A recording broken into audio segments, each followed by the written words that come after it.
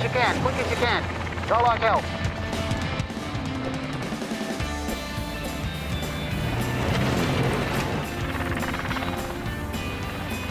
That Toyota that's right on the end, get around the outside of him. Get around the... ururka geel dhaqatada Somaliland ayaa walaac ka muujiyay geela ay dawladda Australia ku leeynayso dalkeeda iyagoo ugu baaqay dhammaan madaxda iyo bulshada Soomaaliyeed in laga wada shaqeeyo sidii geelaas loo badbaadin lahaa war-saxaafadeed uu ku siixan yahay gudoomiyaha ururka geel dhaqatada Somaliland Mustafa Ali Ducale ayaa sidan u qornaa ururka dhaqashada geela iyo soo saaridda caanaha geela ee Somaliland waxa uu aad ugu xun yahay una cambaareynaya dilka 10,000 ee geela oo ku nool wadanka Australia waxaana halkan ururku baaq ugu diraya madaxda dawladda Australia inay dilkaasi si degdeg ah u joojiyaan kana fikiraan siyaabo kale oo loo xalin karo dhibaatada uu geelaasi ku hayo deegaanka ee ay ka walaacsan yihiin madaxda wadanka Australia geelu waxa uu bulshada Soomaalida ugu jira kaalinta labaad ee noolaha waxaana ku tiirsan nolosha dad badan oo Soomaaliyeed iyaga oo si weyn ugu tiirsan caanihiisa iyo cadkiisaba waxa kale uu ururku baaq dheer u diraya madaxda kala duwan ee Soomaalida aqoonyahanka saxaafadda iyo qof kasta oo Soomaaliyeed oo codkiisa la maqli karo in ay muujiyaan dareenkooda ku aadan sida ay arinta ugu xun yihiin